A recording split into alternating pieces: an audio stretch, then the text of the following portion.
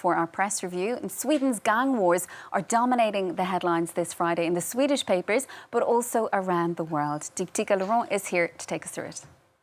Sweden is not what it used to be. That's a message that you get from one Swedish paper, the Göteborgs-Posten today, that's in reference to a shocking spate of violence that killed one woman and two men in three separate attacks in the space of 9 hours between Wednesday and Thursday. So unsurprisingly, it is making headlines. That violence, the front page picture of this paper today, and it's also the focus of this article, this opinion piece here, in which the writer explains that the gang violence has really gripped Sweden now, which is also in a big issue of facing an issue of national security. The Prime Minister calling in the army to quell the violence that has shattered Sweden's peaceful image, peaceful reputation. Police also trying to figure out now if that spate of killings is also linked to conflicts with the Foxtrot network. That is one of the top drug dealing organizations in Sweden. So that's front page there. It's also the focus of this article from The Independent, the British Daily today.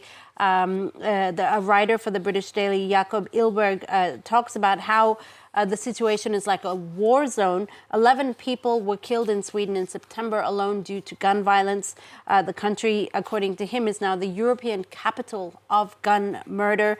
The Independent also explaining some of the reasons behind this sort of force of violence, or this explosion of violence that we've been seeing, explaining that a successful police crackdown may actually be linked to this escalation in gun violence. So in 2020, French police cracked the codes of a criminal communications network that essentially allowed police all over Europe to follow crime and criminals in real time. And what happened was this led to hundreds of arrests and decades of jail terms for top drug dealers in Sweden. As a result, with the top heads of these organizations gone, the younger, more inexperienced drug dealers were left fighting for power in these organizations, leading to this escalation of violence in a country that doesn't really have a culture of mafia, according to The Independent.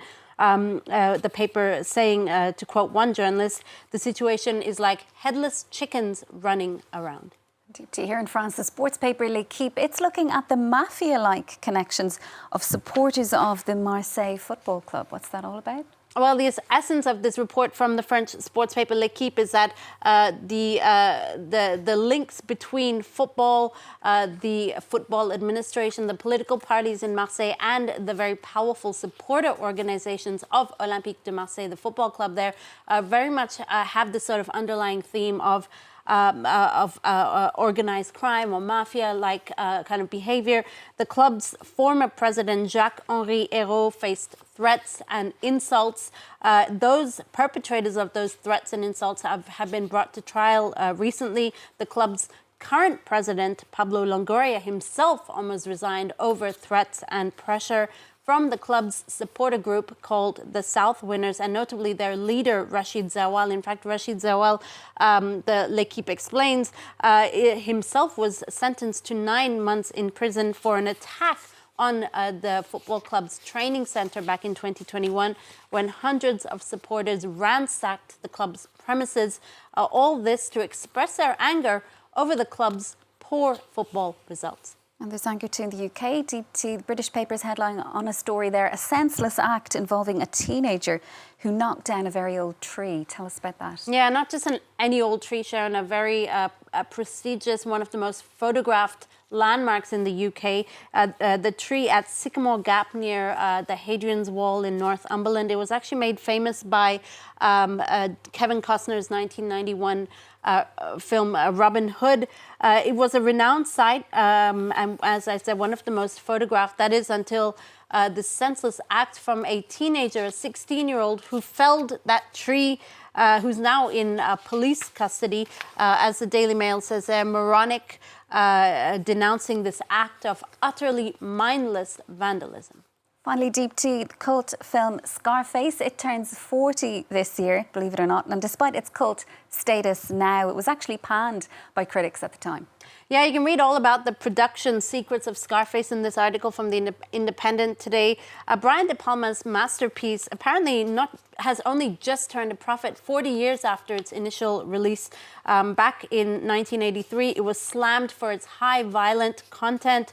Al Pacino says he ruined his nose after taking mountains of fake coke for his scenes, and Oliver Stone, who was then a writer, was almost killed by drug dealers while doing research in the Bahamas and taking mountains of real cocaine at the time. Staff also fought to lower the X rating given to the film, because back in the 80s, X ratings were only reserved for porn movies. Despite all of this, Al Pacino's Tony Montana went down in history as one of the most iconic and fearsome gangsters on screen, also celebrated in the aftermath by rappers and hip-hop artists. The film today is actually in the top 10 of the US's National Film Institute's greatest gangster movies. There you have it. Thanks so much, Deepti. I'll have to add that to my list of cult movies I still need to catch up on. That's Deepti Laurent joining us there with our press review. Do stay with us for more world news. We'll be right back.